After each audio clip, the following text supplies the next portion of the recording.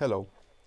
Normally, there is an unwritten rule that you're not translating something into a language which is not your native language. So, as you might probably be able to hear, I am not an English native speaker. However, due to the lack of an English native speaker to translate this video into English, I will try it on my own. The video we are going to see is about Jochen Scholz, a former lieutenant colonel of the German Air Force. The video was recorded in 2007, long before the coup in Kiev on the Maidan and the so-called annexion of Crimea. I should mention that the name Scholz is very common in Germany, and the interviewed person is not known as being related to the federal chancellor Olaf Scholz. However, I am not sure about this fact. First of all, give Mr. Scholz an opportunity to introduce himself. I was officer for the German Luftwaffe for 38 years and performed many tasks, but have been working for the major time of my duty in foreign and security policy, and in this context also 12 years for NATO.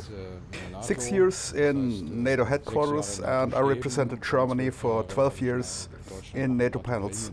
And the whole thing ended between 1994 and 2000 in the Ministry of Defense for the NATO General Inspector.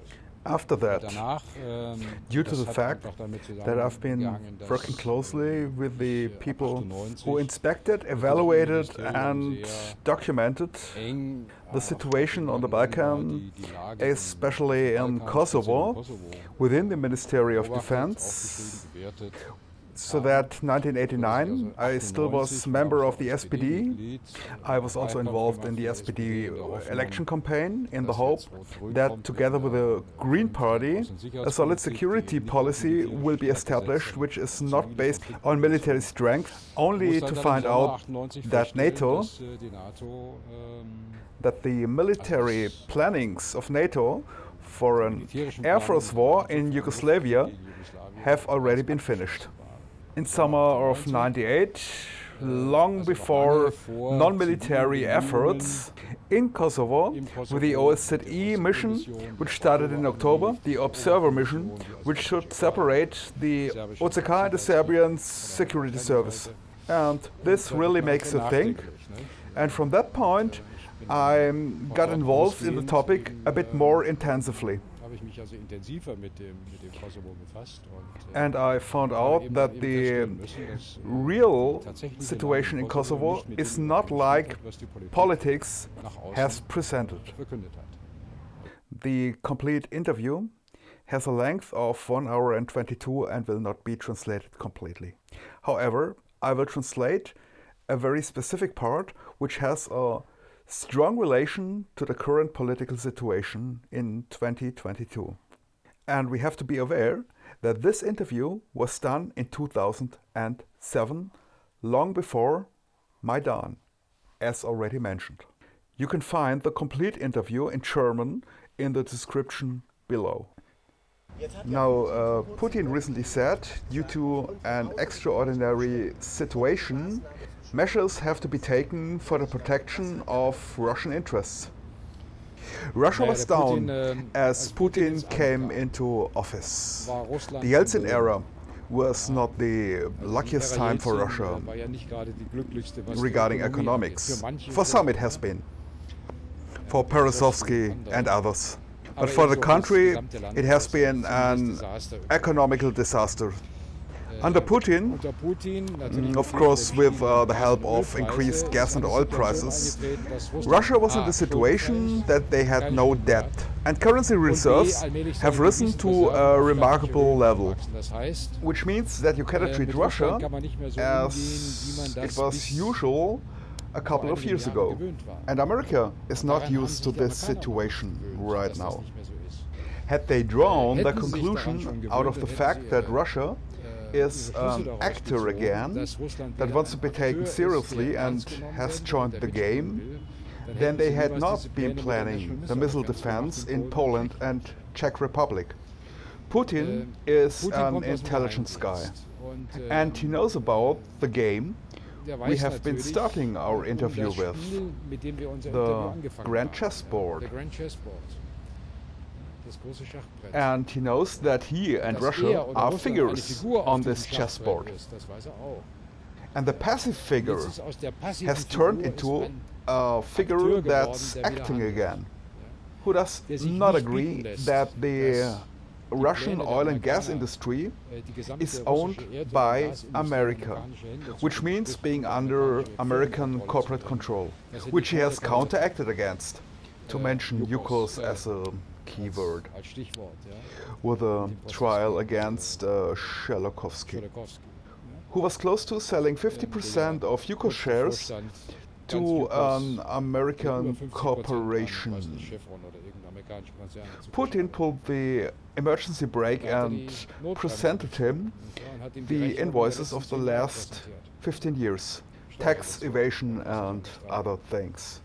The contracts newly negotiated on the Sakhalin Peninsula closed under Yeltsin 91-92 for the disadvantage of Russia, from which Russia hadn't profited for 30 years or more. That's how the contracts have been made. All that has been stopped now. And of course, Putin knows that this global missile defense, of which Poland and Czech Republic hold only a small part, is of course pointed against Russia. Against who else? 6 months ago we had in the Einstein Forum of Potsdam, we had a very interesting speech of two American scientists who got busy with the question for a couple of times, what's behind this national or global missile defense and the modernization of American nuclear weapons. And they clearly state that the goal of this global shield is as follows. It can never cover everything. It can only scramble a limited number of rockets. And this limited number of nuclear rockets is what remains after a devastating American first strike for an appropriate response. And the shield can hold back this response after a devastating first strike. This means that it enables America to perform a first strike without consequences. Now, the scientists said it doesn't mean that America is planning a first strike. The possibility to demonstrate to perform a first strike without consequences has a very high potential for blackmailing. And that's probably the reason for Putin's acting against America. And he is certainly countering this game.